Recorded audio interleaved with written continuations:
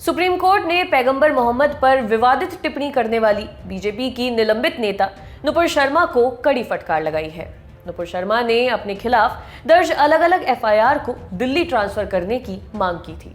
इस याचिका पर कोर्ट ने नुपुर शर्मा से साफ कहा कि उन्हें अपनी टिप्पणी के लिए पूरे देश से माफी मांगनी चाहिए। इस सुनवाई के दौरान सुप्रीम कोर्ट ने उस टीवी डिबेट को लेकर भी सख्त टिप्पणी की जिसमें शामिल होकर नुपुर ने टिप्पणी की थी।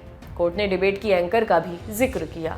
जस्टिस सूर्यकांत और जस्टिस जेबी पारदीवाला की बेंच मामले पर सुनवाई कर रही थी। इसी दौरान बेंच ने कहा कि वे यानी नुपुर शर्मा एक प्रवक्ता हैं और कानून का सम्मान किए बिना इस तरह का बयान कैसे दे सकती हैं।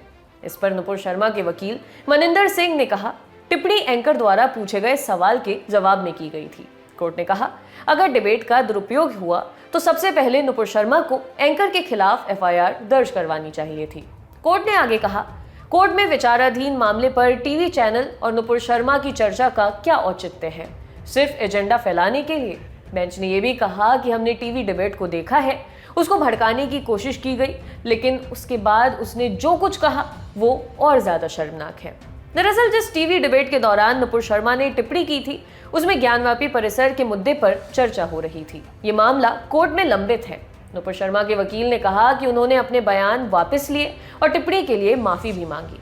सुप्रीम कोर्ट ने अपने फैसले में यह भी कहा कि नुपुर शर्मा ने देरी से माफी मांगी और वो भी शर्तों के साथ, ये कहते हुए कि अगर किसी की भावनाएं आहत हुई हो तो। कोर्ट ने कहा कि नुपुर शर्मा को टीवी पर जाकर पूरे देश से माफी मांगनी चाहिए। इसके अलावा बेंच ने कहा कि टीवी पर बोलने के दौरान प्रवक्ता की कुछ जिम्मेदारी होती है। टीवी पर बोलने के दौरान हर किसी को सावधान रहना चाहिए और समझना चाहिए कि उनके बयान से देश भर में क्या असर हो सकता है। सुनवाई के बाद सुप्रीम कोर्ट ने नुपुर शर्मा की याचिका पर सुनवाई से इनकार कर दिया। कोर्ट ने कहा कि राहत के लिए हाई कोर्ट चाहिए। नुपुर शर्मा ने अपनी याचिका में कहा था कि उन्हें लगातार जान से मारने की धमकी मिल रही है। उन्होंने कोर्ट से कहा था कि अलग अलग राज्यों में पूछताछ के लिए जाने में उनकी जान को खतरा है। कोर्ट अलग अलग राज्यों में दर्ज मामलों की सुनवाई के लिए केस दिल्ली ट्रांसफर कर दे। इससे वो सुरक्षित तौर पर जांच में शामिल हो सकेंगी।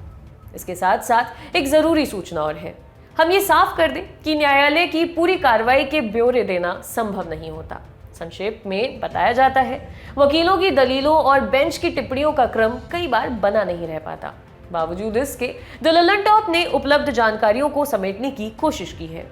दर्शक जानते हैं कि कार्रवाई की भाषा अंग्रेजी होती है, इसलिए हमने अनुवाद पेश किया है। न्यायालय की कार्रवाई की सटीक जानकारी के लिए न्यायालय से जारी आधिकारिक आदेश को ही देखा जाए। शुक्रिया।